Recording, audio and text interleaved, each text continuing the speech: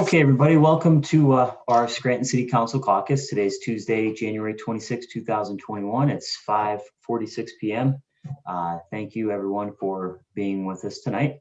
We're going to start with agenda items because we have quite a few, and there's, I think, some of them that we may have questions on and that need maybe a little bit of further explanation. So we're going to go through the agenda items now one by one, and then obviously, if anybody has any questions or anything they want to talk through, please let me know. So we'll start with 5B and 5E because they're companion pieces, and that deals with amending the zoning ordinance and a settlement agreement with Christian Garcia Torres. So Kevin, I'll turn it over to Solicitor Hayes now. Kevin, if you just want to, brief counsel on the contents of the settlement agreement and the amended zoning ordinance. Sure. So a gentleman by the name, I guess, of Garcia Torres had placed two signs on a restaurant property that he had in South Scranton, and included the word La Chingada, which I guess has vulgar connotations.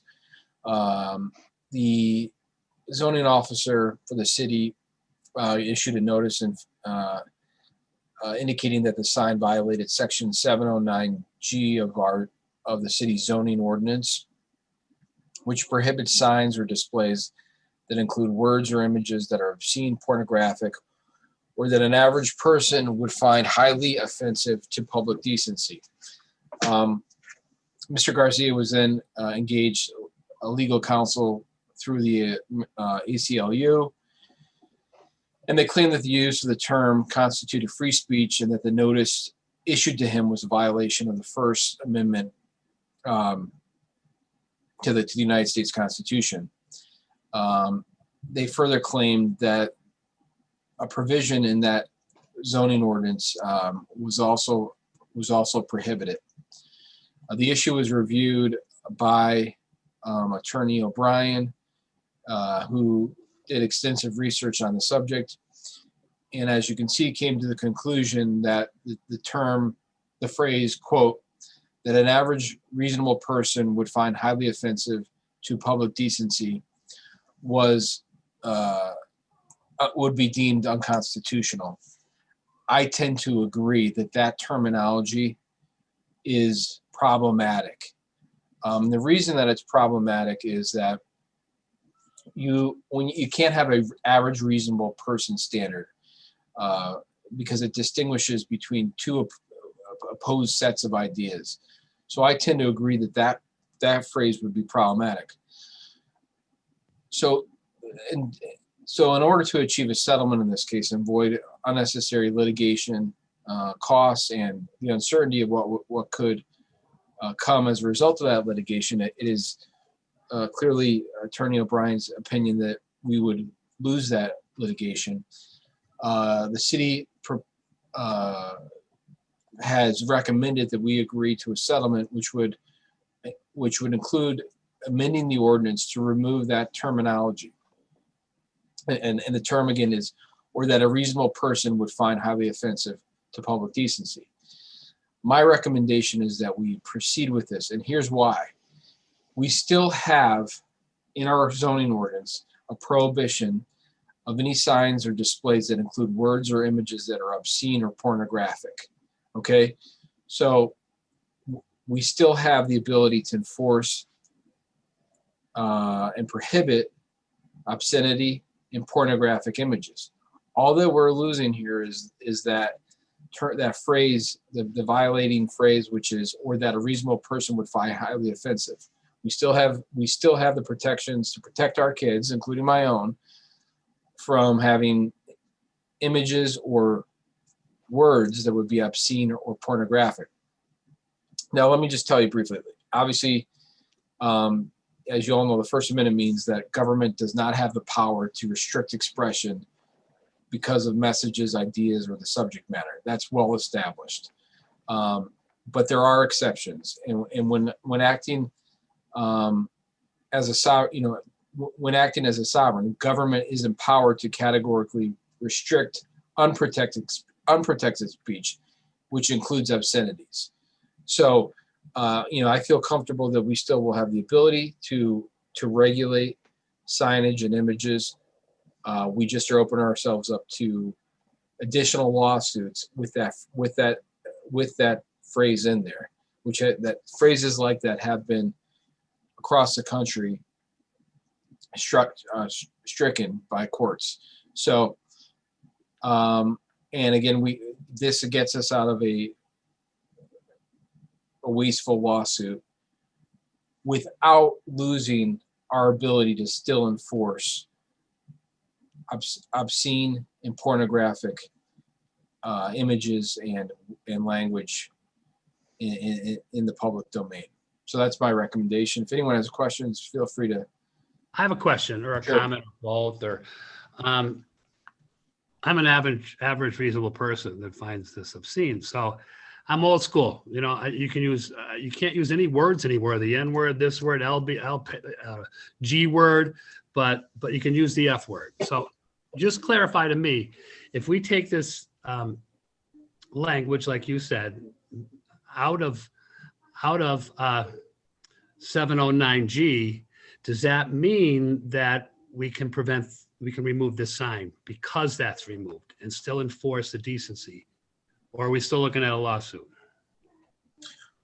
We could. So listen, our job, Mark, is you're the legislator. So it's not up to us to determine, what's enforceable, what's not enforceable. So this particular case, the administration determined that based on the application of the statute, it does not violate that. All we're taking out is a section, the reasonable standard, the reasonable person standard, which I understand, maybe there's some frustration with that, but we would lose that for sure. It just is, it's a violating term from courts from all different circuits throughout the country have determined is not permitted.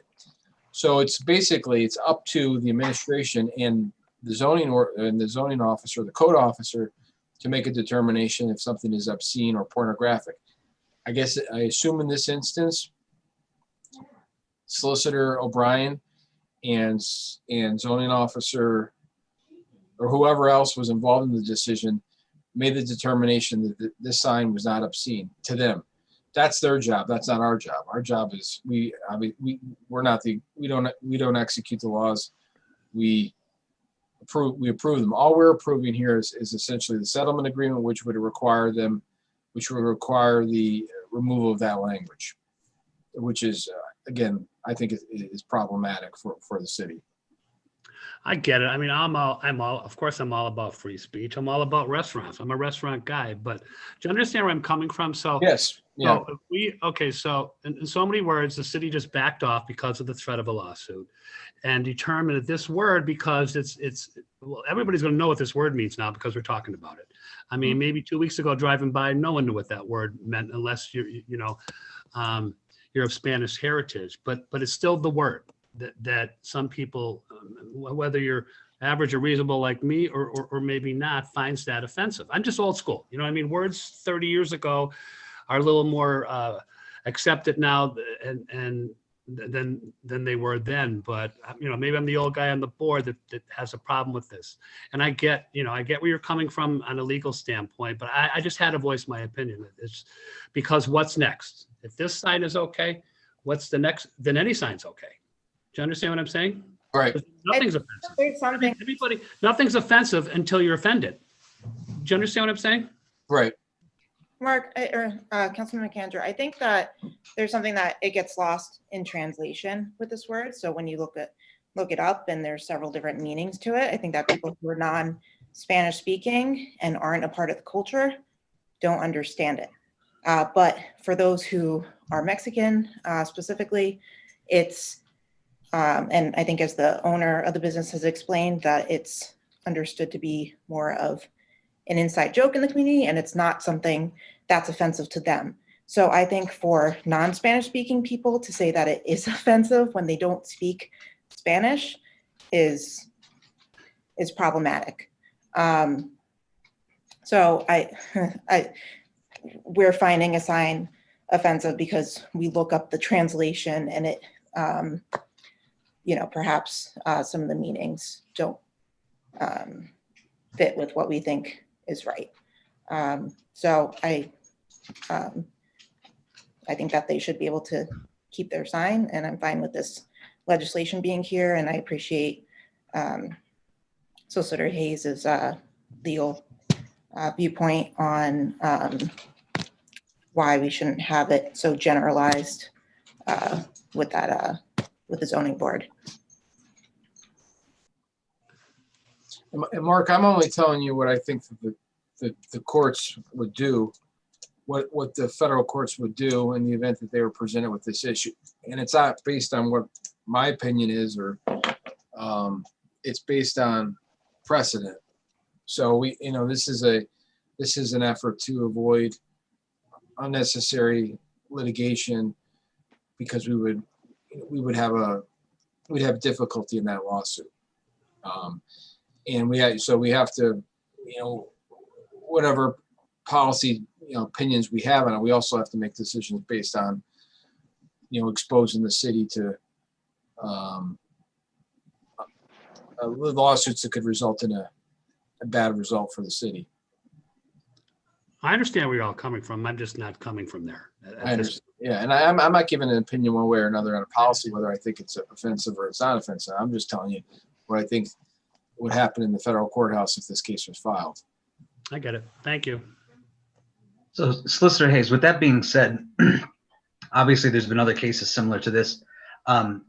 With that being stricken from the ordinance, is there anything else that other communities have put in place, or just the recommendation is just strike it from the ordinance?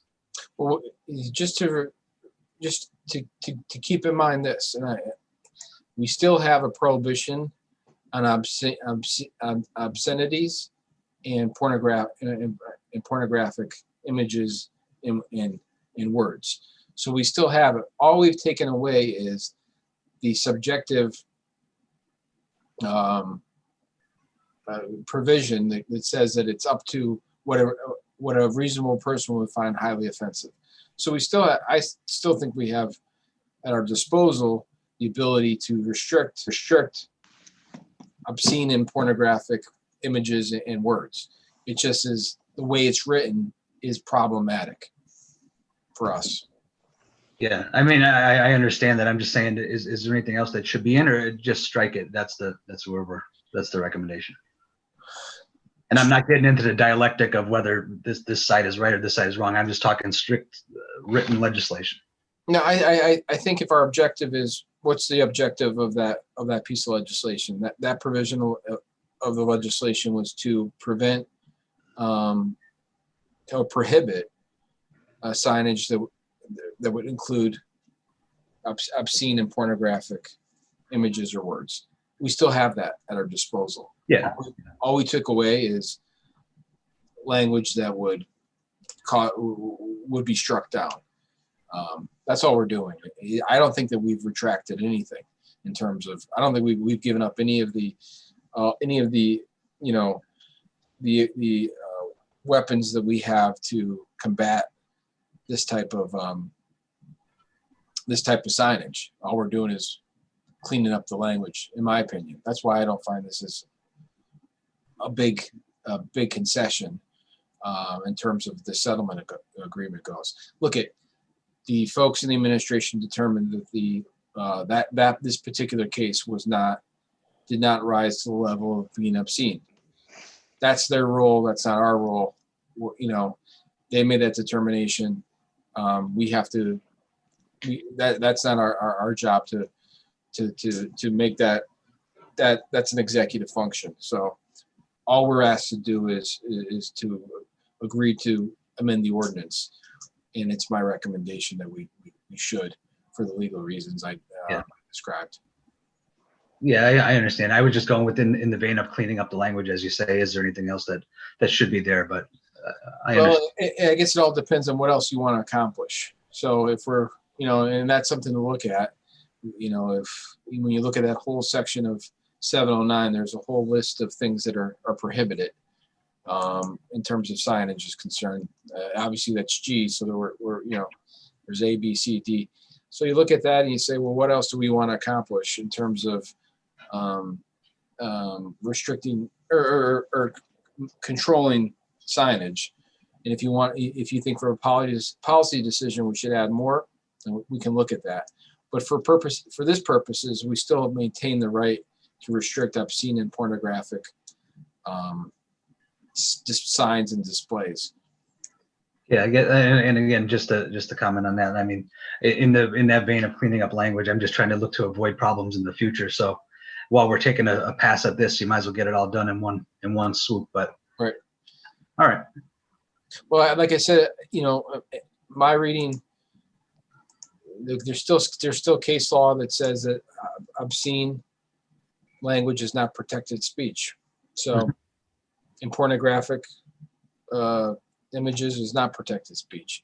So I think we still have it's not protected under the First Amendment, and so we still have we've maintained our rights with regard to those type of issues. All right. Thank you. No problem. Anyone else? Yeah, the other thing I wanted to point out here too is that, first of all, the backup information and the opinion that Solicitor O'Brien had provided is, when you read through it, it's logical. And for us to vote against this and turn this down, I think would, as Solicitor Hayes said, expose the city to unnecessary lawsuit. And Solicitor O'Brien also pointed out in his opinion that there was recently an issue with the county in a similar way, and they actually ended up paying out, I think, close to $500,000. So based on what Solicitor Hayes has just said and what Solicitor O'Brien has said in his opinion, we would probably be going down the same path. And I don't think it's a smart idea to do that. It just doesn't make sense to me. So that would be my only comment on it.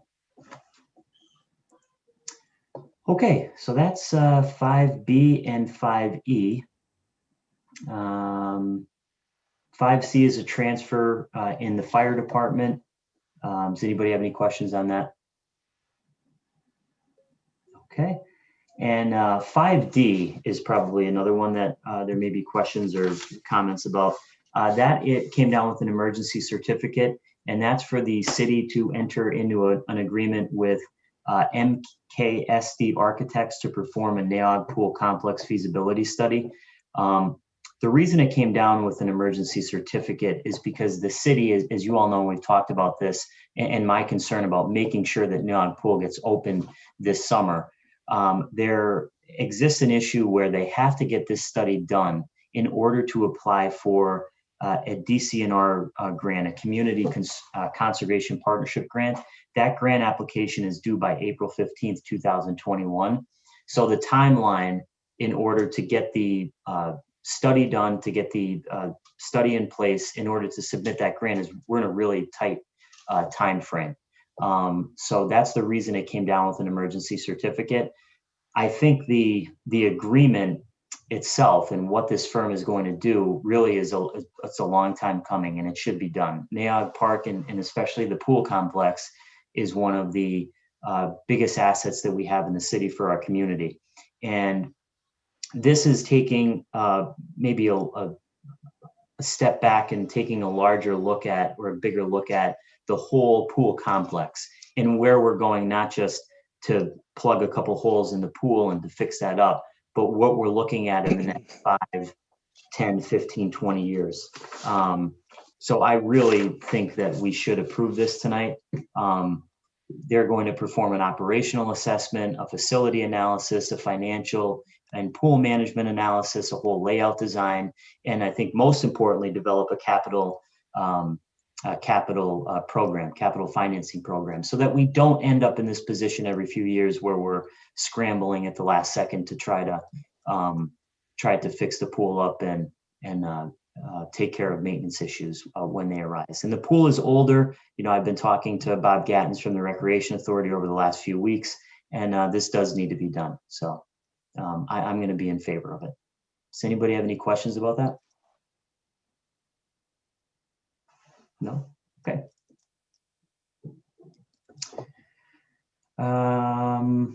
Then the last one in fifth order was 5F.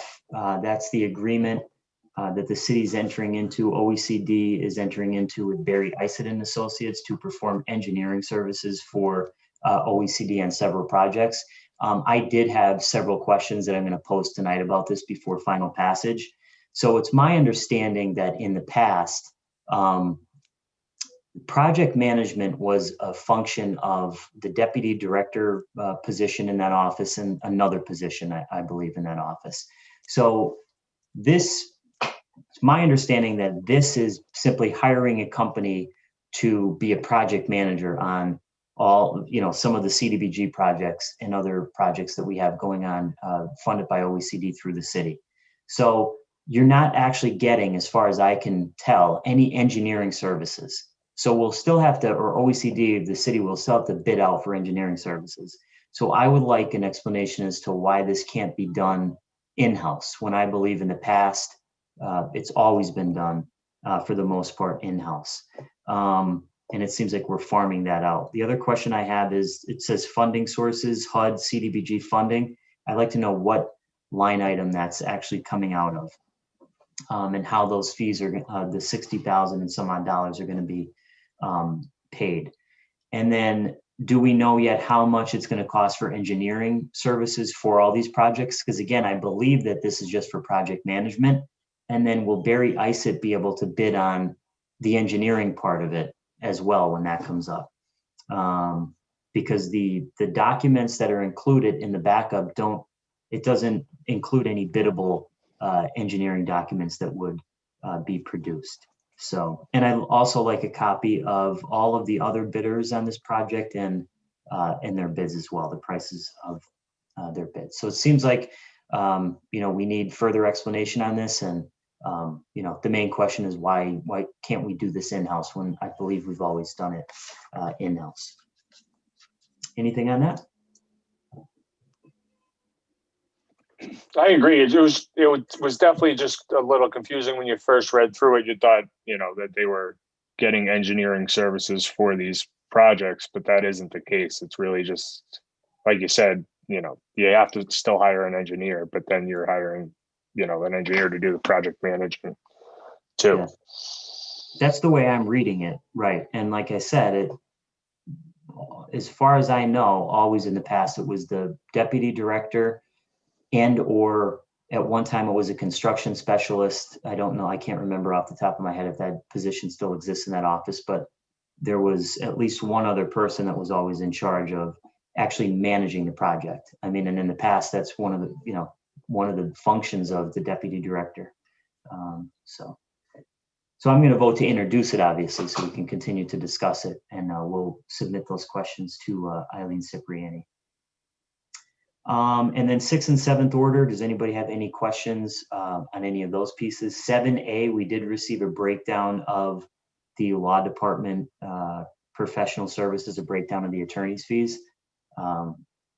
So we appreciate that from them, and that'll be in 3rd order next week. Any questions? Okay.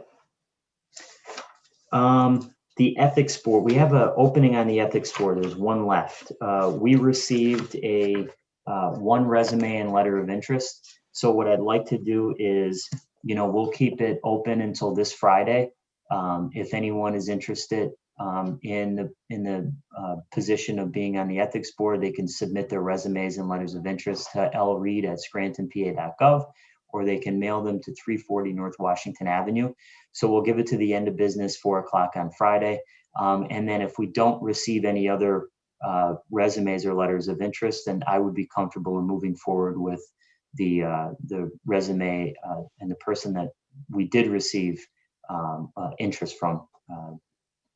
And hopefully we can talk about that next week when the process is over, because we do need to fill that seat. So we'll leave it open until Friday if everybody's okay with that. Okay. we received a letter from a bunch of residents on Third Avenue. And this is an issue that I've been going back and forth on for months and months and months. And I know that we've received a couple calls in the office as well. So I'm going to read that letter into the record tonight because the residents of Third Avenue took the time to write it, and got quite a few signatures here from neighbors there. So I'm going to do the best I can. I know council's going to do the best that they can to figure out if there's a way other than what's already been done in terms of the legislation that we passed prohibiting brake retarders up there and some other things that we did and signage that was put up. But there still is obviously a problem. So I'm going to get together with the city officials and see if there's anything else that we can do to help them out. So we did receive that. And Lori, could you put that letter in third order for next week so that it's on the official record? The only last thing I wanted to mention was I did ask 2 weeks ago about the city employee delinquent fee audit that was going to be accomplished by the city administration. Carl Dealey had gotten back to me earlier today, and he explained that there are 33 accounts that are delinquent. So there are 33, I don't know if that's 33 city employees or 33 accounts that belong to employees. That wasn't clarified. And that comes to a total of around $90,000 in outstanding fees, whether that is real estate refuse. I don't know what that comprises of. So he did give us an update. So I wanted to let everybody know that. And I think Lori's going to put something together on the asking for an update on the employee residence check. That was something that was brought up months and months ago. So we wanted to double check on that. And we have 15 minutes left, so I'll open it up if anybody has anything that they would like to discuss during the caucus. Mark, do you have anything? Yeah, I was going to bring up Third Avenue too because of the letter we got. Is there any way we can just? I mean, I've been hearing as long as I'm on council, I heard about it even before. Is there any way we can bring somebody back to caucus and just update us, like where we're at, where we're going, because it doesn't seem like we're going anywhere. Is that yeah, the problem is that the Elm Street Bridge is. I realize all that part of it. Yeah, so it's eventually going to be replaced, and there was a weight limit restriction put on it, so that I can't remember the name of the company or whatever that's there off of right next to the Heritage Trail. But when the trucks are coming out of there, they used to just turn right, and no one really cared. They'd go over the bridge. Now that they can't do that, they go straight across on Third Avenue, and obviously that's where the problem is. So we went back and forth with city officials on this, and the one thing that we did come up with that the residents were complaining about was the Jake brakes that made the loud noises. So I believe back in the summer, along with Kevin's help and the city solicitor and some other city officials, they had prohibited the Jake brakes. Obviously that's didn't solve the problem, but I don't really know what the solution is, because based on what we were told, you can't prohibit trucks from going down Third Avenue, because when they come out, they can't go left up Railroad Avenue because trucks are prohibited there already. So, and then if you rescind that ordinance, you create a whole nother problem on Railroad Avenue. So it's really a difficult situation. The ultimate solution is for the bridge to be replaced on Elm Street, but that's 2, 3, 4 years away. But we certainly can reach back out, I think, and I plan on doing that, and we can do that, and you can do that as well with me as a public safety chair. See if we can get together with the city engineer and the city officials and see what else we can do. But unfortunately, I think we're in a tough spot. Thank you. Tom, do you have anything? No, I guess with the questions that you had on 5F, I mean, that covered it for me. I had a couple of those same questions. So with your line of questioning, that helps me out there. And you had a Third Avenue piece, seeing that email. I'm glad it was brought forward. I think we also got a couple questions about the renaming of Wyoming Avenue, which again, it's exploratory. So I think there's a lot of room there. Nothing set in stone yet. It's just something that's a start of a discussion. Mm-hmm. Okay, thanks, Tom. Dr. Rothchild, anything? Nothing on the agenda, but yeah, like Councilman Schuster had mentioned about the renaming of the street. I know we've received some comments from people. I had some suggestions for alternative streets that could be used instead of Wyoming Avenue. So, and it seems that there's a lot to consider there regarding the costs of what it would be. So, you know, I'm interested in seeing what a committee would find on that. But I just wanted to bring that up. Okay, very good. And Kyle, do you have anything?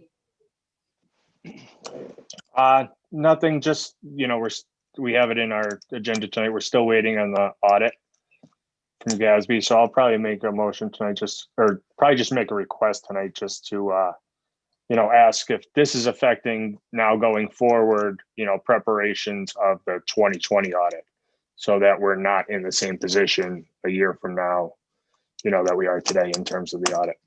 Mm-hmm. Okay. Very good. All right, anyone have anything else? Lori, I'm sorry, I skipped over you. Do you have anything? That's quite all right. Thank you. Just the two items on your agenda this evening, and I think you may have referenced 5B and 5D. 5B will be tabled, and then 5D has the emergency certificate attached. Okay, and 5B is being tabled because there has to be a correct? 5D, I'm sorry, Bill. Oh, 5D, okay. And did you, 5B is the zoning amendment. yes, and did you say that that's going to be tabled tonight because there has to be a public? We'll have to schedule for a public hearing. However, the City Planning Commission and the County Planning Commission need to perform a review, and they have the 30-day comment period. Okay. So we will schedule a public hearing following that 30-day period. Okay, all right, great. Thanks, Lori. Okay, we have about 10 minutes until our regular meeting, so if there's nothing else, we'll adjourn this caucus and we'll come back at 6:30 and start our regular meeting. Thanks, everyone. I'd like to call the Scranton City Council public meeting to order. Would everyone please stand for the Pledge of Allegiance? I pledge allegiance to the flag of the United States of America and to the republic for which it stands, one nation, under God, indivisible, with liberty and justice for all. Please remain standing for a moment of silent reflection for our servicemen and women throughout the world, and also for those who have passed away in our community. Let us also take a moment of silence once again tonight for all of the people in our community, in our country, and around the world who have passed away and who are suffering from the coronavirus. This pandemic has turned our world completely upside down, but we must remain hopeful and strong. We continue to pray for the doctors, the nurses, the researchers, and all medical professionals who seek to heal and help those affected and who put themselves at risk in the process. May they have protection and peace. Whether we are home or abroad, surrounded by many people suffering from this illness, or only a few, let us stick together, endure together, mourn together, and in place of our anxiety, let us have hope and peace.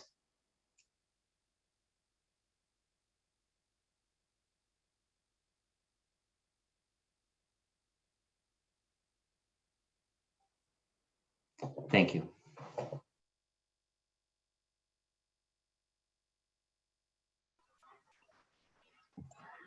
Roll call, please. Ms. Carrera. Roll call, please. It says she's connecting to audio.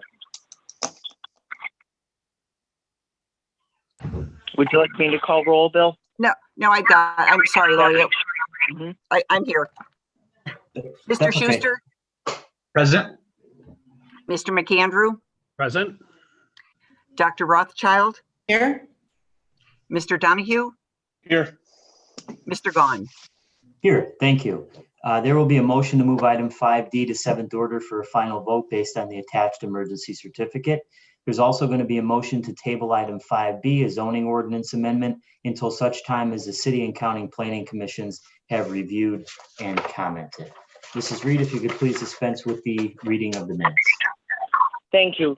Third order, 3A, minutes of the non-uniform municipal pension board meeting held December 16, 2020.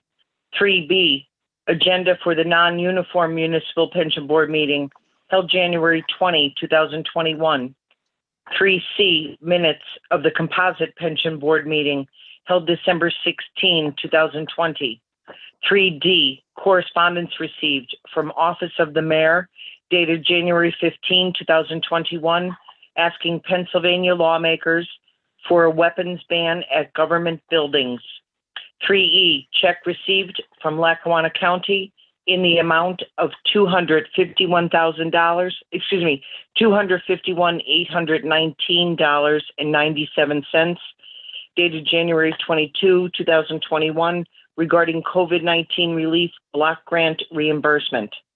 3F, correspondence received from Kohansky Company, PC, dated January 22, 2021, regarding City of Scranton audit. Thank you. Are there any comments on any of the third order items? My only brief comment is about the audit correspondence we received, and they are still waiting for the GASB 75 report to finalize the audit. But one of the requests I'd like to send along to the administration, Mrs. Reed, if maybe we could send it to business administrator, to see if the fact that this year, or that the 2019 audit hasn't been completed yet, if that's affecting the work that's should be starting for the 2020 audit, so that we're not in the same position a year from now. Okay, thank you. Any other comments on third order items? If not, received and filed. Do any council members have any announcements at this time? Okay, Mrs. Reed. Fourth order, citizens' participation.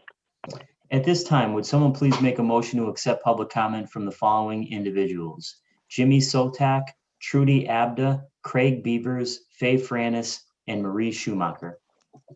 Make the motion to accept public comment. Second. There's been a motion and a second to accept public comment. Mrs. Reed, would you please read the comments into the record?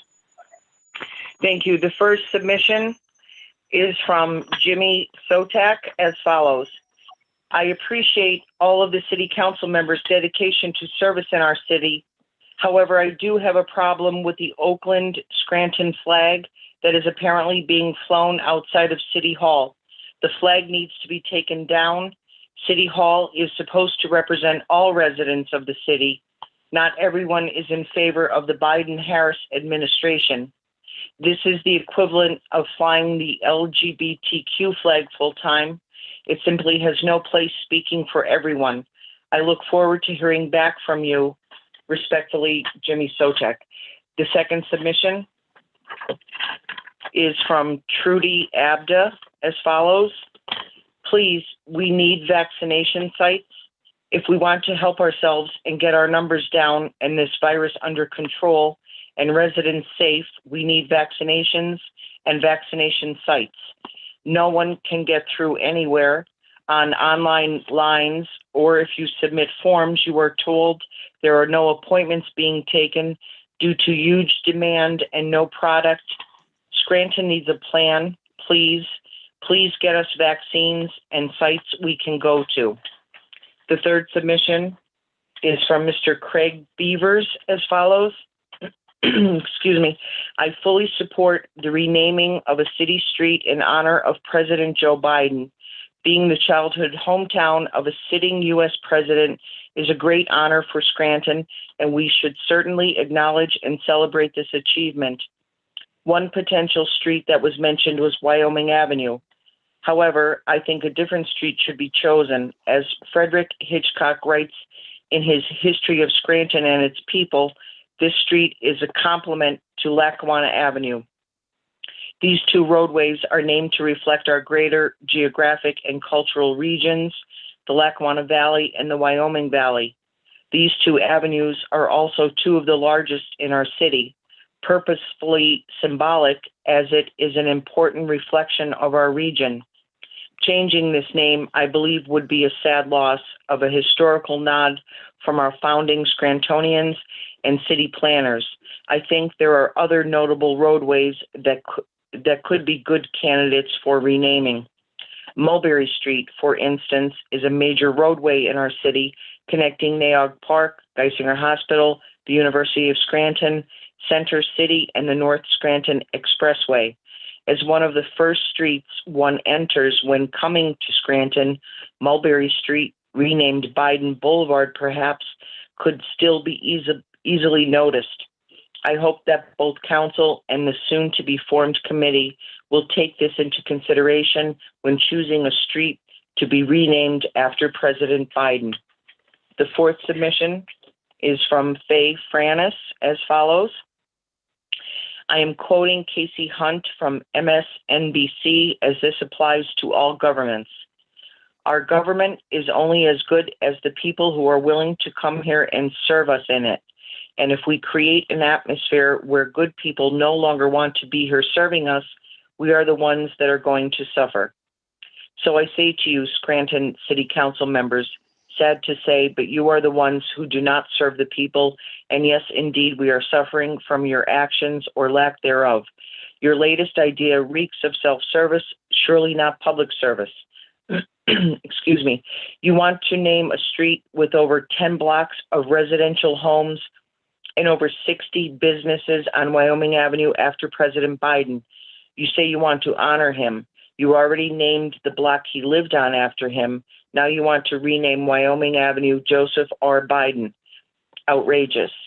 Scranton Prep, Bernie Cadillac, Wendy's, Jack William Tires, Scranton Primary Care, Red Top, Smertz Tire, Enterprise Rental, Kelly Mazda are just a few of the over 60 businesses on Wyoming Avenue, to say nothing of the homes in Greenridge that would be affected.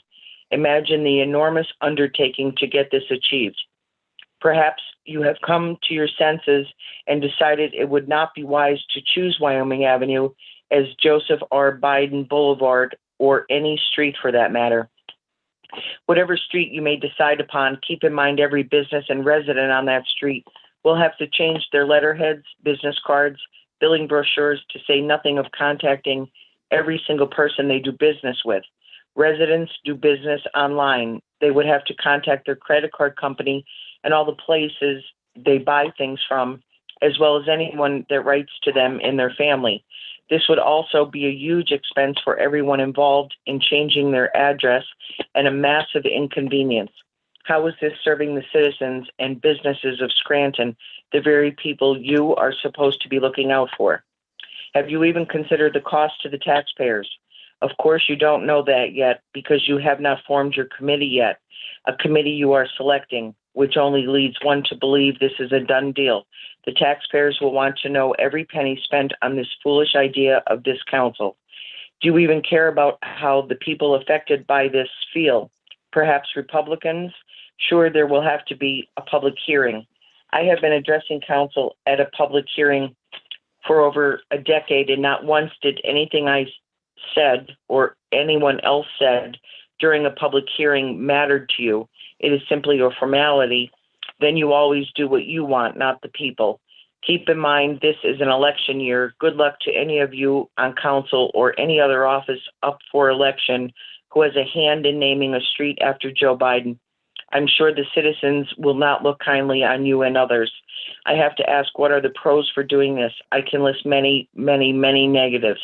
Other than honoring Joe Biden and possibly furthering your own political careers, what are the great benefits to the city of Scranton that will cost everyone money, especially the people and businesses who work and live on the streets you may decide to name after Joe Biden?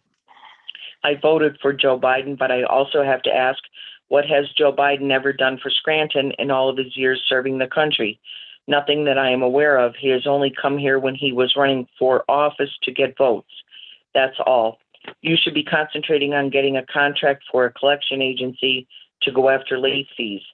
You have not had a contract in place since January 1st, a month's worth of money already lost to the city for your lack of action on this. Now I believe it has to go back out to bid. How about stormwater? Nope, you are more interested in taking care of Joe Biden and not the residents who pay your salary.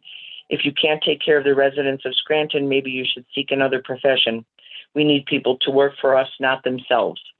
And the final and fifth submission is from Marie Schumacher as follows. Unless you know something we don't know, I don't know what the big rush is to honor the chief executive. As my letter to the editor published today implies, you don't really care about the people of the city.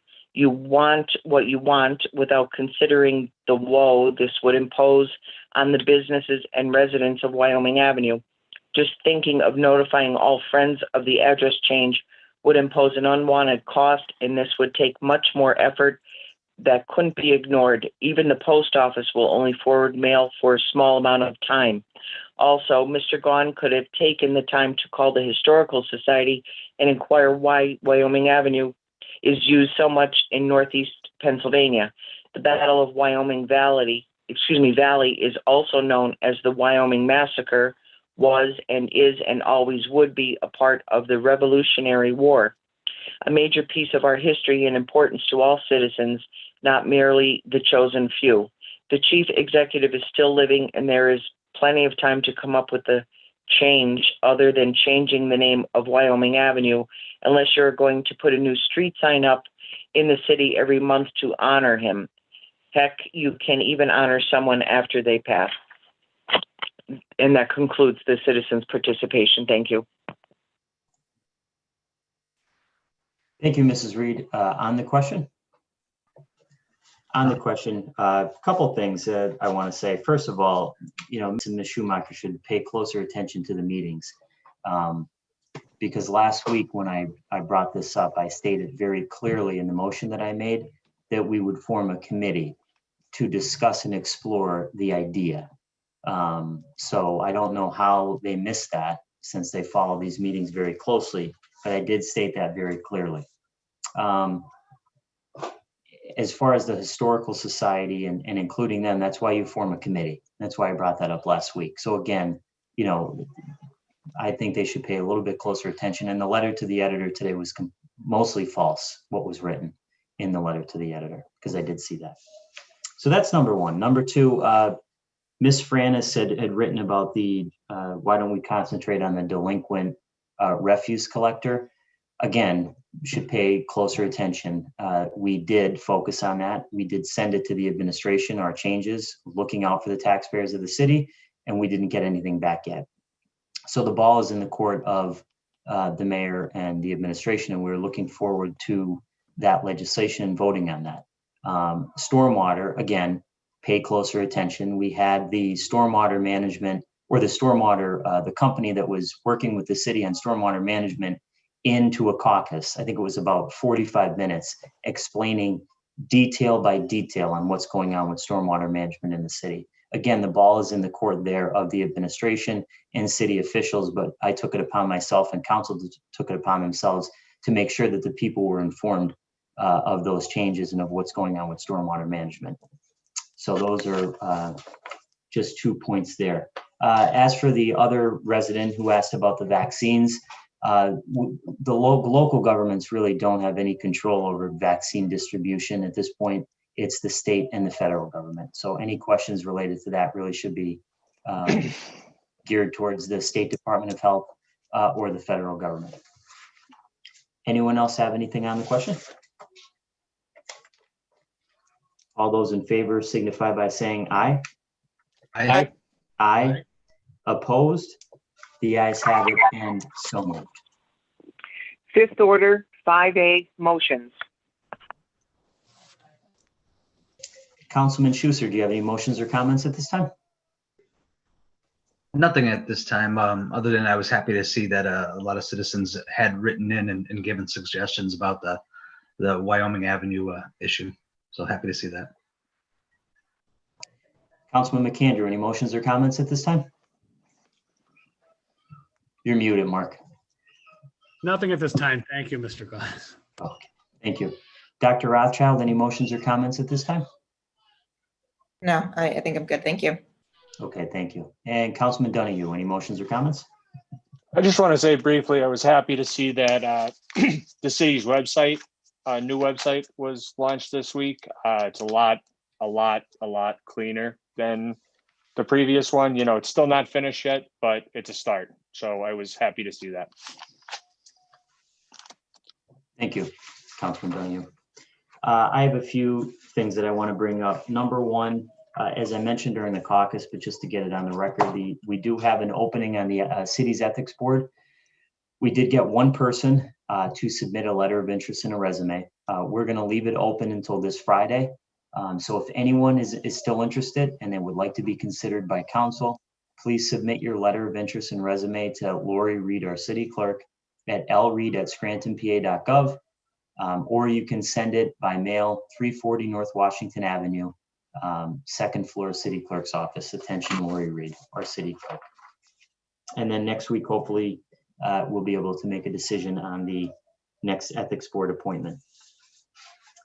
Also, I mentioned in caucus, we did receive an update on the audit that was taking place by the administration of city employees who had delinquent refuse fees, real estate tax, other things like that. The business administrator, Carl Dealey, reported that there are 33 accounts from city employees which are delinquent, and the total comes to about $90,000, according to the business administrator. And we're still waiting for an update on the audit that was going to be done on the residency requirements for city employees. The last thing I want to mention is the 3rd Avenue issue. So I want to read this into the record because the residents took the time to write it and get a bunch of different signatures here. So this is from the residents of 3rd Avenue. Dear members, January 12, 2021, dear members of Scranton City Council, we are residents of 3rd Avenue in Scranton, Pennsylvania. We are writing regarding the nonstop truck traffic that passes through 3rd Avenue on a daily basis. We have been calling city offices since the summer of 2020 and have spoken to the mayor's office and city council, but so far nothing has been done. By our estimate, we experience a minimum of 144 truck passes per day. On a daily basis, we must endure the noise level of these trucks, which is bad enough on its own, but this noise is also coupled with the fact that we cannot hear our devices unless we turn the volume up to a very high level. Imagine the decibel level in our homes and the impact it is having on our hearing and children's hearing. Would you want your own children to live like this? Another concern is that we are unable to have our doors and windows open in the spring and summer. We must live without the benefit of fresh air until early evening because in addition to the noise level, we must also contend with the exhaust fumes that come into our homes. Surely this is not good for the health of any human being. Again, would this quality of life be good enough for your families? Beyond health and quality of life issues, these trucks produce a rumbling effect which may eventually damage our homes and properties. Will the city compensate us for any damages caused? Probably not. As tax-paying citizens of the city of Scranton, we are asking our city council to do something to stop the constant truck traffic that is damaging the quality of lives, our health, hearing, and properties. We are not asking for any special consideration that other taxpayers in the city aren't getting. We simply want the same quality of life as the other residents of Scranton enjoy. When we bought or began renting our homes, 3rd Avenue was a quiet, peaceful street. Now we seem to live in an industrial park. Something must be done. There are alternate, more commercial routes that these trucks can take instead of driving through and disturbing the peace of a residential area. Sincerely, the residents of 3rd Avenue. As I mentioned during the caucus, I worked closely with the residents of 3rd Avenue months and months ago to try to address this problem. So we did take certain measures to try to ease the issue. Obviously, it has not solved it. And as I was explaining earlier, the problem, the ultimate solution is the Elm Street Bridge is replaced. Unfortunately for all of us and the residents of 3rd Avenue, that it won't happen for the next 2 to 4 years. I'm just estimating in my conversations with the city engineer previously when we talked about the conditions of the bridges throughout the city of Scranton, which are not in the best of shape. So that's the ultimate solution. Other than that, we're going to have to get together again with city officials to see if we can come up with any other sort of plan or idea that can eliminate some of the issues here. As I mentioned, we did pass legislation that eliminated or prohibited jake brakes or brake retarders on 3rd Avenue because that was a cause of a lot of noise. So we passed that, I believe, back in the summer before we went on the August recess. And those signs did go up shortly thereafter. But obviously there are still issues. So I do plan on reaching out to the one gentleman. He actually did call me the other day, and I have to get back to him about the issues there. So we'll keep everybody updated on that. As for the, I just mentioned this briefly, and we're going to talk about it next week anyways, but as for the idea to form a committee to explore the feasibility of renaming Wyoming Avenue after President Biden or another prominent roadway. Again, I mentioned very clearly last week, I'm not sure how some people missed it, that this would be a committee to explore the feasibility. I completely understand that there are going to be businesses and residents affected if the city were to make this change, which again, that's why we formed the committee. But we wanted to take a look at what steps you would have to take, how you would deal with the post office and what that process looks like. So that will occur when the committee is formed, and we'll take that up and discuss it further next week. But just so we're all on the same page here that we're forming a committee. No one changed any names of any streets. We're trying to do a good thing here to honor the president who is from the city of Scranton, which we all know, and has really, it's benefited the city because all the eyes of the nation and the world have been on Scranton. And it's a tremendously positive thing for the city. And that is all I have. Mrs. Reed. Thank you. 5B, for introduction and ordinance, amending section 709.g of the City of Scranton zoning ordinance, prohibiting signs or displays that include words or images that are obscene, pornographic, or that an average reasonable person would find highly offensive to public decency. At this time, I'll entertain a motion that item 5B be introduced into its proper committee. So moved. Second. On the question?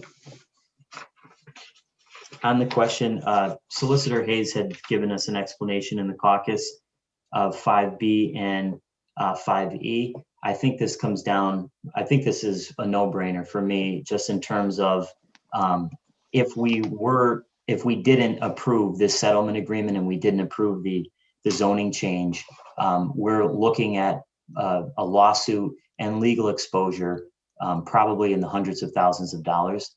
That's number one. Number two, as Solicitor O'Brien had indicated in his opinion, which goes point by point on why the city should do this and should settle this. Lackawanna County was involved, as he indicated, with the ACLU not too long ago and was exposed almost $500,000 in terms of legal fees that they had to pay out.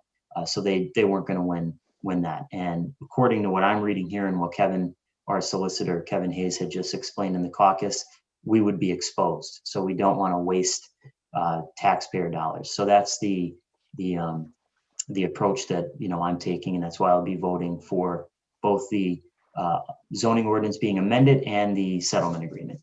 Anyone else on the question? All those in favor of introduction signify by saying aye. Aye. Aye. Opposed? The ayes have it, and so moved.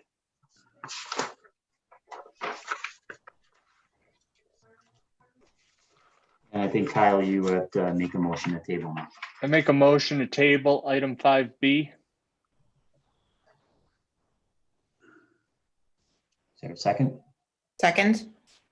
There's a motion on the floor and a second to table item 5B. As I mentioned previously, this piece of legislation is being tabled pursuant to the Pennsylvania Municipalities Planning Code until such time that the city and county planning commissions have performed their reviews and provided recommendations. City Council will schedule a public hearing following the 30-day review period of the city and county. On the question? All those in favor signify by saying aye. Aye. Aye. Aye.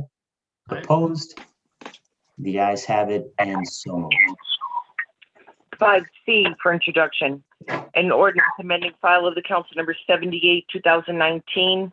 An ordinance as amended entitled General City Operating Budget 2020 by transferring $13,591.25 from account number as noted, non-departmental expenditures contingency, to account number as noted, to provide funding for payment of fire department expenses through the 2020 budget period.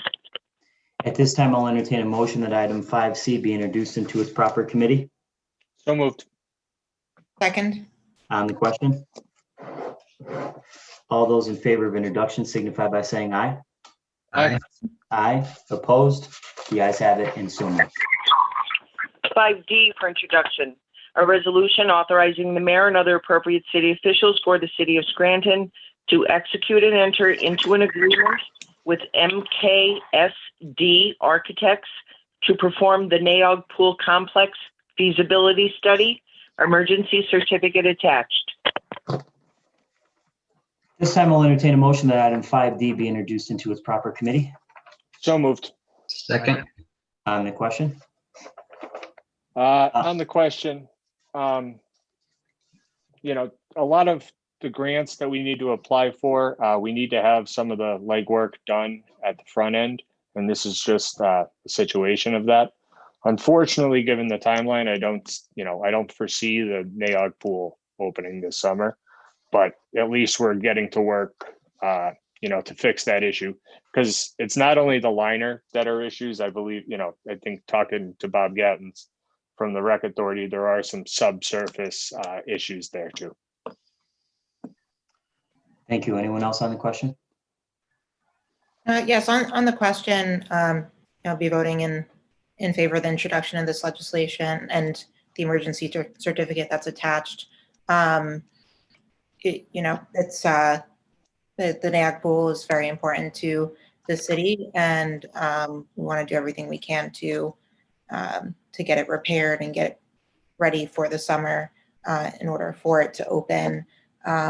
And the contract that was attached was very comprehensive, and I believe was in agreement with everything that we were requesting to be assessed in the study.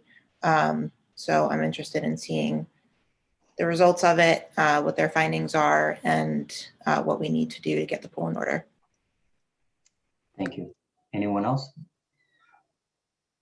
Just a couple comments. Number one, as I mentioned in the caucus, Naog Park and the Naog Pool Complex is one of our major assets. It's really the jewel of the city. And it all started back in the early 2000s with Mayor Doherty's administration, really reviving the park and reviving the pool complex, putting a slide in. And we really saw the rebirth of not only the park, but of that area of the hill section.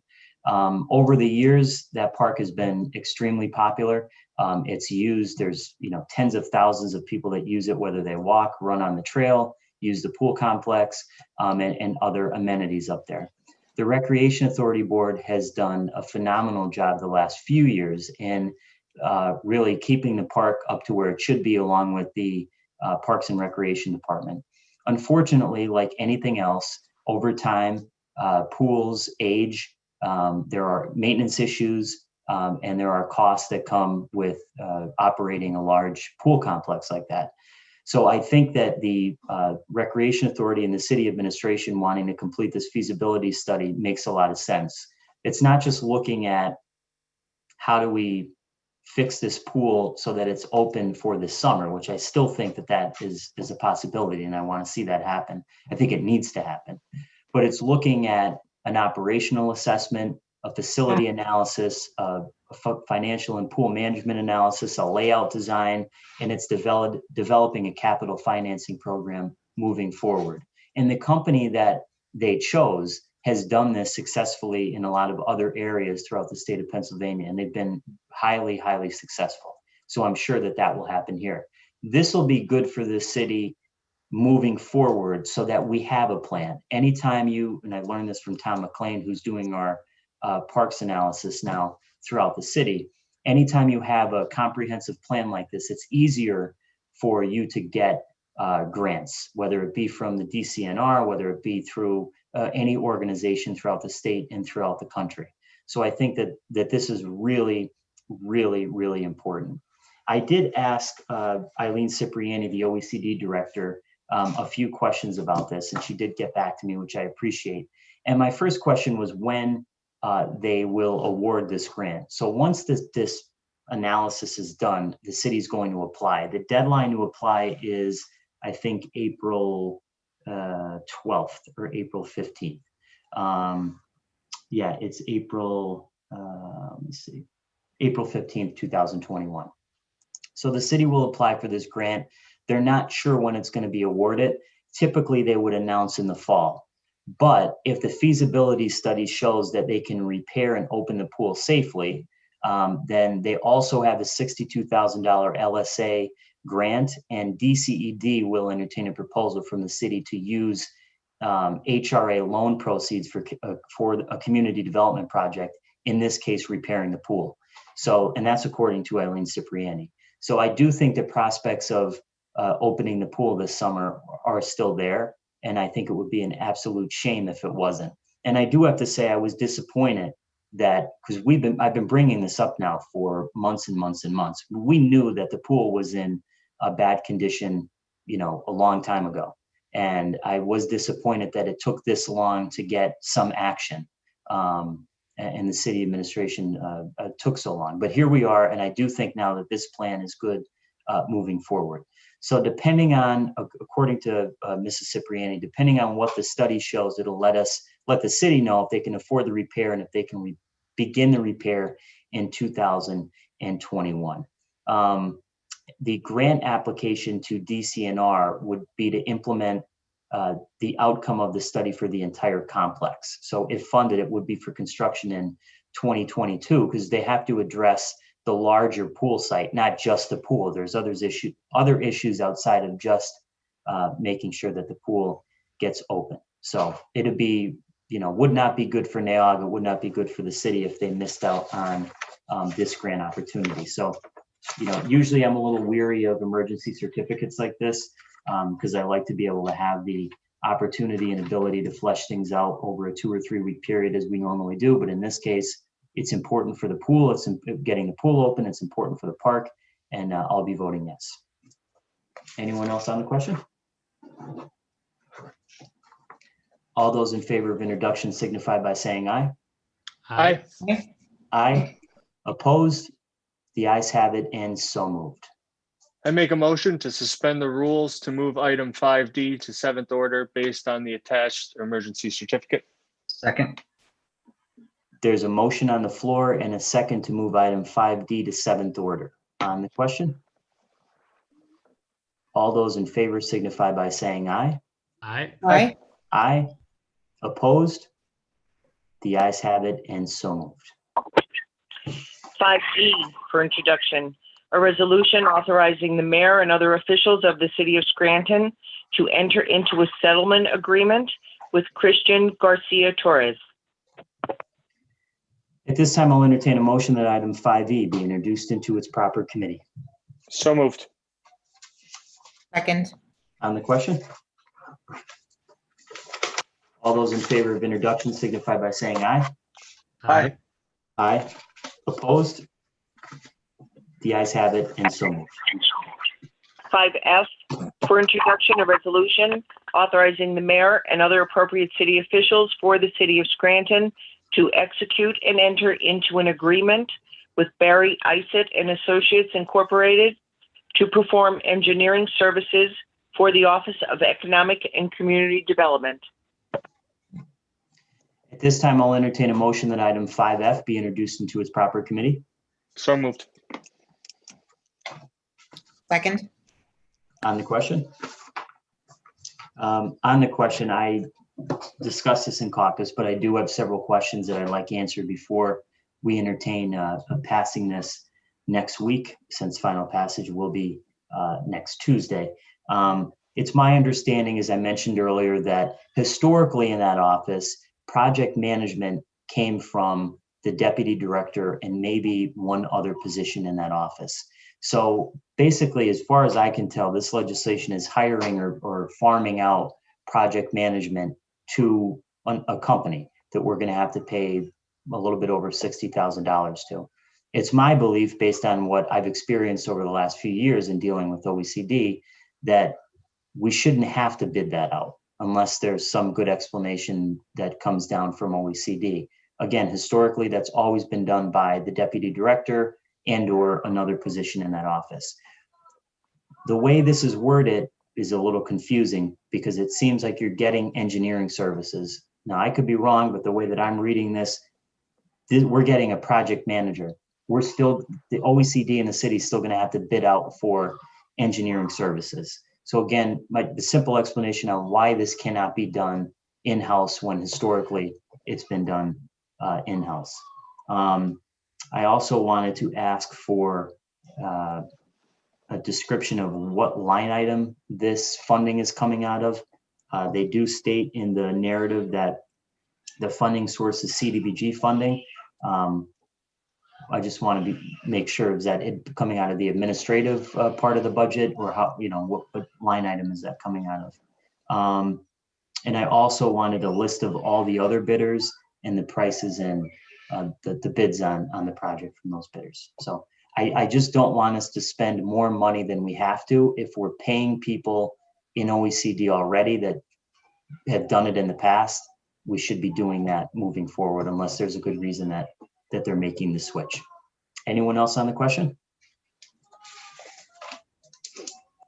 All those in favor of introduction signify by saying aye. Aye. Aye. Aye. Opposed? The ayes have it, and so moved. Sixth order, 6A, reading by title, file of the council number 46, 2021, an ordinance amending file of the council number 78, 2019, an ordinance as amended entitled General City Operating Budget 2020 by transferring $34,000 from account number as noted, non-departmental expenditures to contingency, to the account numbers listed below to provide sufficient funding for payment of financial obligations through the 2020 budget period. You've heard reading by title of item 6A. What is your pleasure? I move that item 6A pass reading by title. Second. Question? All those in favor signify by saying aye. Aye. Aye. Opposed? Aye. Opposed? Sorry. The ayes have it, so moved. 6B, reading by title, file of the council number 47, 2021, an ordinance amending file of the council number 78, 2019, an ordinance as amended entitled General City Operating Budget 2020 by transferring $4,280 from account number as noted, Department of License and Inspections, Bureau of Buildings, PAWC Water, to account number as noted, non-departmental street cats and dogs, to provide sufficient funding for payment of street cats and dogs spay and neuter invoices through the 2020 budget period. You've heard reading by title of item 6B. What is your pleasure? I move that item 6B pass reading by title. Second. On the question? All those in favor signify by saying aye. Aye. Aye. Aye. Opposed? The ayes have it, and so moved. 6C, reading by title, file of the council number 48, 2021, an ordinance amending file of the council number 6, 2020, as amended by file of the council number 59, 2019, entitled, an ordinance amending file of the council number 17, 1994, entitled, an ordinance as amended, authorizing the governing body of the city of Scranton to enact a waste disposal and collection fee for the purpose of raising revenue to cover the waste disposal and collection costs incurred by the city of Scranton for the disposal of refuse by imposing a waste disposal and collection fee of $300 for calendar year 2020, and the same shall remain in full force and effect annually thereafter, to provide an extension of the deadline to pay 2020 refuse fees until March 31, 2021, due to the economic hardships caused by the COVID-19 pandemic. You've heard reading by title of item 6C. What is your pleasure? I move that item 6C pass reading by title. Second. On the question?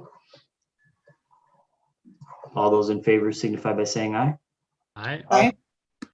Aye. Opposed? The ayes have it, and so moved.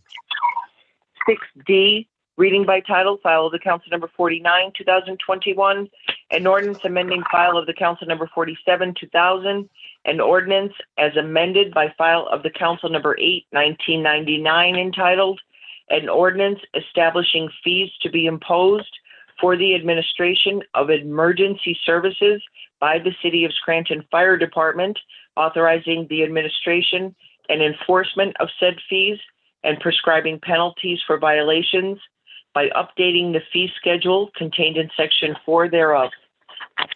You've heard reading by title of item 6D. What is your pleasure? I move that item 6D pass reading by title. Second. On the question? All those in favor signify by saying aye. Aye. Aye. Opposed? The ayes have it, and so moved. Seventh order, 7A, for consideration by the Committee on Finance for adoption, file of the council number 45, 2021, amending file of the council number 78, 2019, an ordinance as amended entitled General City Operating Budget 2020 by transferring $185,000 from account number as noted non-departmental operating expenses contingency to account number as noted Law Department Professional Services to provide funding to cover various attorney fees. What is the recommendation of the chairperson for the Committee on Finance? As the chairperson of the Committee on Finance, I recommend 7A for final passage. So moved. Oh, someone had to second that. Second. On the question? On the question, council did receive, and I had requested last week or the week before, a breakdown of what constituted the $185,000. So that'll be in third order on our agenda next week. Roll call, please. Mr. Schuster, Yes. Mr. McAndrew, Yes. Dr. Rothchild, Yes. Mr. Donahue, Yes. Mr. Gaughan. Yes, I hereby declare item 7A legally and lawfully adopted. 7B, formerly 5D, for consideration by the Committee on Community Development for adoption, resolution number 113, 2021, authorizing the mayor and other appropriate city officials for the City of Scranton to execute and enter into an agreement with MKSD Architects to perform the Naog Pool Complex feasibility study, emergency certificate attached. What is the recommendation of the chairperson for the Committee on Community Development? As chair for the Committee on Community Development, I recommend final passage of item 7B. Second. Second. Question? On the question, I just wanted to add one more thing about this. So the total cost of this study or this analysis is $61,800. And just for the record, that cost is going to be split between the city and the Recreation Authority. And I believe the Recreation Authority is voting on that to allow that at some point in the next few days or the next week or two. Anyone else on the question? Roll call, please. Mr. Schuster, Yes. Mr. McAndrew, Yes. Dr. Rothchild, Yes. Mr. Donahue, Yes. Mr. Gaughan. Yes, I hereby declare item 7B legally and lawfully adopted. Eighth order, old business, nothing at this time. If there's no further business, I'll entertain a motion to adjourn. Motion to adjourn. This meeting is adjourned. Thanks, everyone. Have a nice week and stay safe. See you next week.